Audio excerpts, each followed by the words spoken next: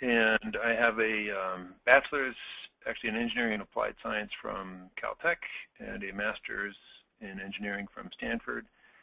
And I have been working with EMLab in various capacities, usually management, the president, general manager, etc., for about the last 15 years, and during that time have helped develop MoldRANGE, MoldScore, the BioCassette, our smartphone apps, various things of that nature. And so today I'm happy to present, discuss, and then answer questions about the new MoldRANGE California Climate. So let's go ahead and get started. Probably the first 15 or 20 minutes I will be talking about the new report, why it's used, what it's used for, a little bit of history, and then we'll try to have questions so you can enter them through the question box through the GoToWebinar control panel, and I'll read the question out loud and then try to answer it.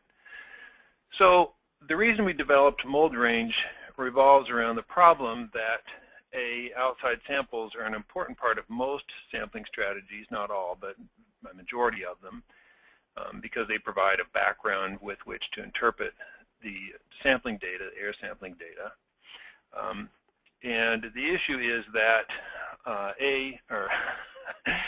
outside samples vary a lot, kind of causing a desire and necessitating a need to take multiple samples to increase the quality of the data. But conflicting with that is sampling is expensive, both in terms of the time required to take the samples and the money to buy the supplies and pay for the analysis, etc. And so MoldRANGE is an attempt to deal with that. The graph on the bottom of this slide and on the bottom of the preceding slide just gives you a little bit of a sense of the variation in the outdoor data. So when we say outside samples vary a lot, that's not whimsical or anecdotal, that's reality. This here you can see is the cladosporium counts in Arizona. This is a log scale on the left, so we're getting samples that vary by 2 to 3 orders of magnitude, depending on where you want to draw the lines. So to compensate for the need for limited outdoor sampling, even though we are lab, we realized that there are real-world budget issues that need to be dealt with, and we didn't want to just say, oh, sample more, sample more. We wanted to try to find a more elegant way to deal with this problem. So we developed a database we have now called MoldRANGE, which is currently compiled from over 350,000 outdoor air samples that are collected across the country throughout the year, and actually in some other countries as well. So at the beginning, the database was not as large, so we started with this, MoldRANGE Classic, the first version of MoldRANGE, where we did a couple of things. One is we grouped the fungi identified into 2 broad buckets. One is generally able to grow indoors, meaning these spore types, these spores, could be coming from an indoor source. That's often what we're trying to understand, is where do these spores come from, and if they're in this group, often they could be coming from an indoor source, and those seldom found growing indoors, which are down here. These are not hard categories. There are important exceptions. Basidiospores can be agents of wood decay and therefore be an indoor source, but on average, this is where they fall, and we did that to try to help interpret the data. It's our job to understand the fungi, but it's also our job to try to communicate what it means to you, our client. So then we took the data and we put it into 2 big buckets, August for the entire country and then California for the entire year. That wasn't ideal, but we had limited data, so we did it this way. And we put the data in terms of frequency of recovery, so we had a column for each of these groups, where Alternaria, in this example, was recovered 69% of the time in outdoor air samples taken in August across the country. For California, for the entire year, it was found 60% of the time. And when it was found, it had this range of values. If you took just the 69% of the time the Alternaria was recovered, you had, and you said, what are the counts, spores per cubic meter that we see? This is the range you would see. Now, we recognize this had some limitations. Oh, well, all right. Let me flip down. Later, and then I'm going to go back one slide. So later we improved this. We said, look, saying August for the entire country, the month for the entire country, is not as useful to people in the state of concern. So we improved it to the version we've had for the last, I don't know, a couple of years, where now we can say, look, this is January for California, right? And versus California for the entire year. So now it's specific to the state in which the samples are collected. And we indicated the sample size, so we know how many samples this data is gathered from in both cases. And we increased the range in which we showed these are the typical values. So here we can say Alternaria, January in California is recovered 30% of the time, 37% of the time, and when it's found, these are the 10, 20, 50, 80, and 90th percentile values. So half the time, they count as 25 spores per cubic meter or less. Okay, and we did that for all the spore types. So what do we do with that data? Well, our hope is that it can help in aiding interpretation. So this is what we're trying to do, is provide a way for people to take fewer outside samples. Admittedly, if it's a big deal, if it's a lawsuit, if there's large health implications on the line where the cost of the sampling is small and the analysis is small compared to the decision being influenced, then by all means take more outdoor air samples. But when that's not possible, this is an alternative to try to help.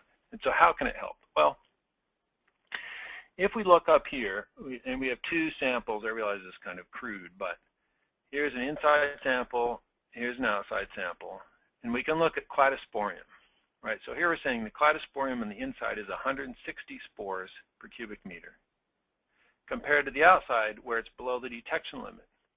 Now many people, and then often your client, so the end user, rely on an indoor to outdoor comparison where they say if the inside levels are higher than the outside, then I have a source of growth inside, because there shouldn't, the inside should be less than the outside. Now, we have a whole separate webinar on data interpretation where we could assess that, interpret it, and look at it. But broadly, many people look at that. And if they take that really strictly, they would look at this data and say, look, cladosporium is 160, inside, it's nothing outside, therefore I have a mold problem with cladosporium, which I think would be a mistake, right? And why do I think it's a mistake? Well, if we look at mold range, so now we're going to look at a sample set of 19,000 samples from March in California, we can say 95% of the time cladosporium is recovered in the outside air. So 1 out of 20 times, it's below the detection limit, which is here, 1 out of 20. It's not common, but it happens. And so here, and when it's recovered, most of the time it's 400 spores per cubic meter. It can be as high as 1,700, as low as 80, right? So this wide range here. So if we take this into context, and unless there's something unusual about the outdoor location or some reason we believe that no, this outdoor sample is genuinely representative, is not anomalous, this would provide third-party independent data to say, look, really what happened here is not that the inside is high and there's an inside source of cladosporium. Really what we have is that the outside sample is anomalous. And so I've had clients contact me personally to say that this type of information has saved them from having to do $5,000 of additional remediation or resample. And so that's perfect. That's great. Helps us, helps the industry, helps our clients. Us, I mean, like globally, all of us. All right. And conversely, we can also use this data to sanity check something like this, PennAsp.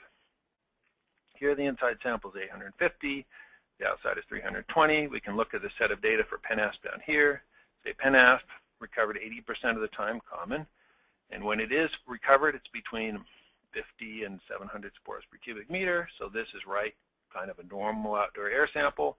And the inside was 850, so it's on the high side. So it raises the question of whether this is an inside source or not. Now, to be clear, and I don't want to go into this too much because we have things to do, I am not advocating, and our lab doesn't advocate, that just these samples can answer the question of whether there's a mold problem. We clearly believe and state frequently that the expertise of the investigator, the on-site investigation, all sorts of other information is important in making the decision of what's happening on a site.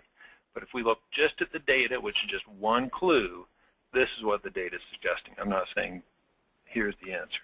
So that's how we would use large data sets to aid in interpretation and address this issue that we need lots of outside samples to make the data better, but outside samples are expensive. Okay. Now, this is where we were, had January in California, the entire year in California. The problem is that California has a wide range of climates. And outdoor airborne fungal spore concentrations are strongly influenced by the climate and the weather patterns. And in California, which is a great state, I love California, you have deserts, the Sierras, you've got the coast, there's all sorts of diverse climate sets. And so saying what we had earlier, here's January in California, here's the entire year in California, while useful, neglected the important part that we have these diverse climates, and so it's hard to say here's a typical outdoor sample for this area. So we wanted to address this. And so the first step was to classify climates in California. So we went to something called the Köppen-Geiger climate codes. In the late 19th century, there was this climatologist, Vladimir Köppen, I'm sure I'm mispronouncing it, who later collaborated with another climatologist, Rudolf Geiger, I'm probably mispronouncing that, in developing a climate code. And in this, what they do is they use the first letter, they use various designators, I think I describe it on the next slides. What they do is they take 6 major climate categories. So each climate, if we look at this one, this is look at the whole U.S., you'll notice down here we have these first letter codes indicating different type of climates. So, whoops. A means a tropical area, B is a dry region, C is a Mediterranean type climate, D is continental, etc. And so we take this code designated by an initial capital letter, that's the gross climate, then that is refined by a second letter related to precipitation, and then a third letter related to temperature, and then a fourth sometimes to special characteristics. And so if we look at this, California ends up with 11 different climate codes for the entire state, which, interestingly, if you compare that to the rest of the U.S., you'll notice California has 11 different climates, and much of the U.S. has 1 or 2 on a state-by-state basis. So that's why we tackled California. Okay. So now we understand that California has all these different climates, and we've categorized them using an existing known method developed by people who study climates. So we're using kind of expert knowledge, not trying to develop it on our own. And then what we did is we mapped the zip codes.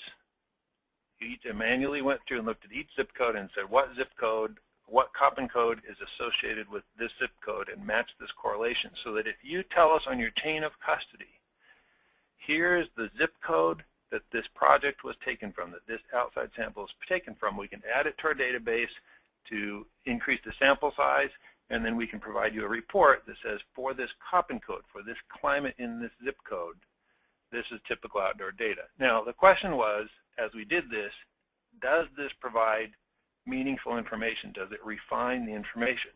So we looked at 2 climates, crudely BSH, hot desert, and then BSK, cool elevated desert. And we noticed that there is a difference, right? So this was a BSH, this should be a lowercase s, I must have, oh, obviously I missed that.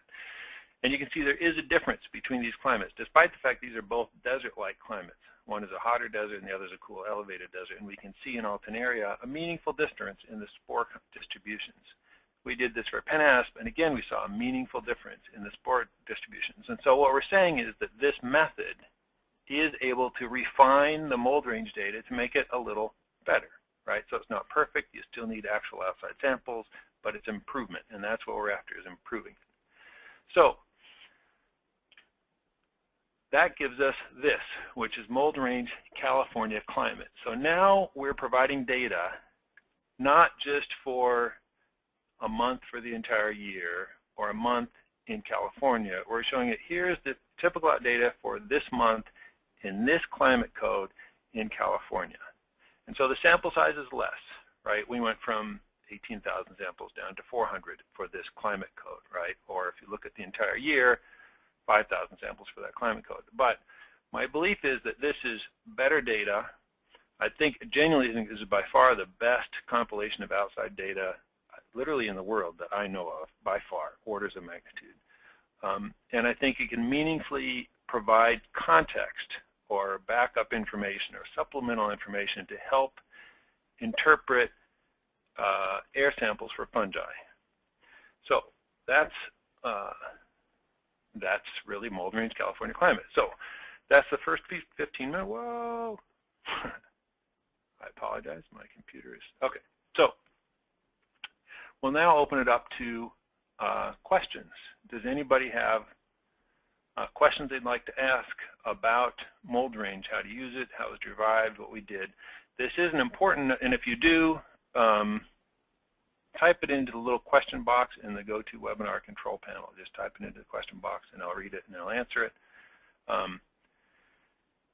The important note here is at the bottom, if you'd like this report, and I genuinely think this is a very useful report. We're not charging for it. We're not trying to use it to generate additional revenue. We're just trying to help address the issue of outside variability. We need a valid California zip code to take on the chain of custody in order to generate this report. And notably, this set of data from MoldRANGE California Climate is only taking data from projects in which the outside sample was noted as on the chain of custody from a certain zip code. So the quality of this data is high, and I think it's very meaningful. Okay, any questions? So Dave asked, okay, do I automatically get this report if I enter a zip code, or do I have to specifically request it? Excellent question. Okay, so there's a variety of ways to get the reports. One is contact your project manager and set this up as a preference. LabServe is our LIM system. It manages this process. And if we can set up preferences on an individual by individual basis, and we can set up your preference to receive this report, in which case you will get this automatically with all your reports going forward. And you'll get one of two reports. If you've included a zip code, and we correctly entered it into the database, we didn't skip it for some example, by the human mistake, you'll get this one automatically. If there's not a zip code, you'll get the former version where it lists California for the month and California for the year, but it doesn't include the Köppen code. But you can call us, give us the zip code, we'll enter it, and you can get this report. If you'd like both reports, we can give you both reports. We can just set up the preferences so you can get any report you want for free. You can also log into LabServe if you want to do it on a case-by-case basis and generate the report on your own. Or you can call us and we'll generate it on a case-by-case if you don't want it in all situations. Okay. Great, thank you. The next question is from Edward. He's asking, can old reports be updated to use the new MoldRANGE format? Oh, that's a good question. I believe you can go into or call your project manager, old reports, and generate this report. I would give you 4 to 1 that that's correct, that you can just go to an older report, log into LabServe or call us, and we can generate this report. There is a chance I'm wrong on that. The things that we need are the zip code and also an outdoor sample. We don't have the means to distribute or generate this report without the actual outdoor sample. That was a conscious decision because we didn't want to imply that this replaces an actual outside sample, because Walmart across the street from a botanical garden have very different fungal flora, and so we didn't want to communicate, oh, this replaces outside samples, because it doesn't. Okay. Next question is from William. I currently receive the regular mold reports. I am under the impression that this comes with the current report automatically. Is this correct?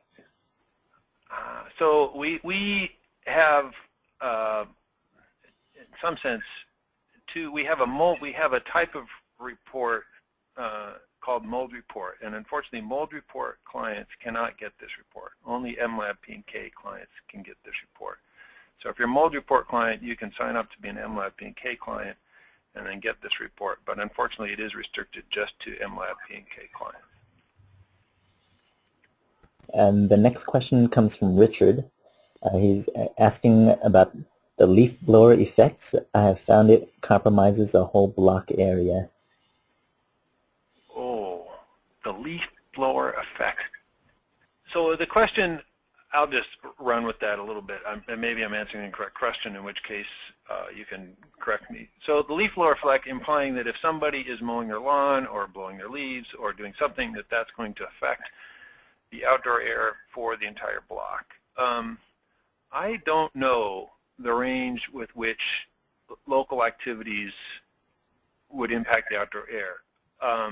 But a couple of comments. One is, that would be part of the value of this report, because here, at least in the sample on the screen, you'd be taking it from either 400 samples for January in California, or you'd be taking it from 5,000 samples, crudely, for the entire year in California for this climate code. And so if somebody was using a leaf blower, or there was other abnormal activity, which happens, it's going to get moderated by the sample size here.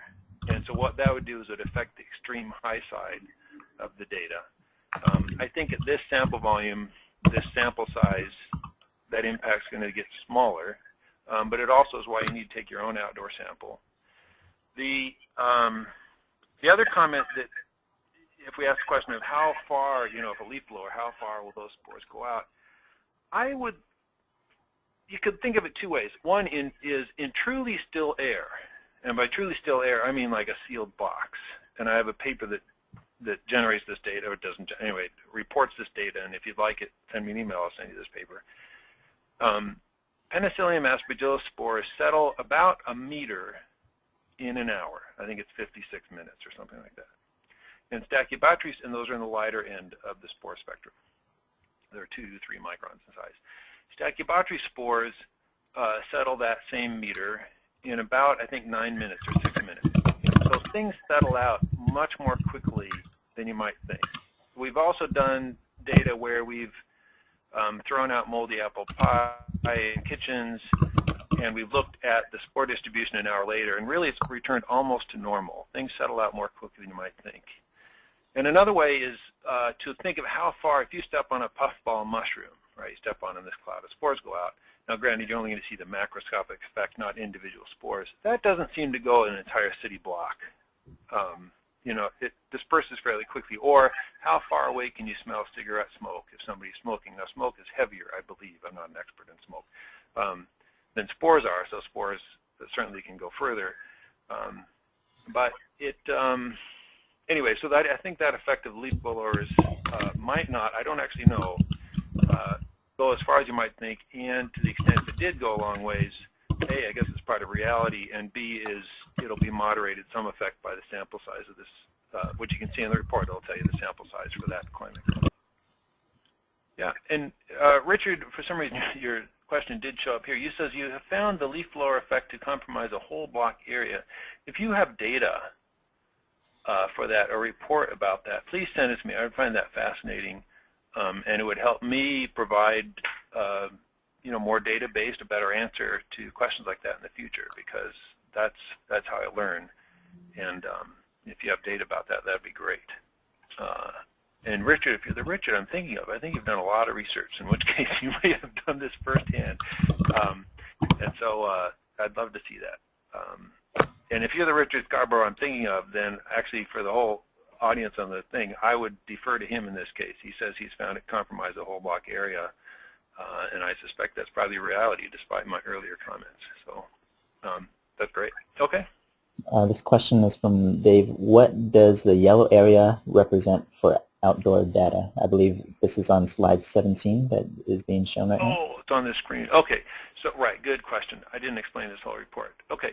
So the yellow column is the actual outside sample that was taken with the project. So if you send a project in with just inside samples, we can't create this report because we don't want people to use this as a surrogate for a replacement for actual outside samples.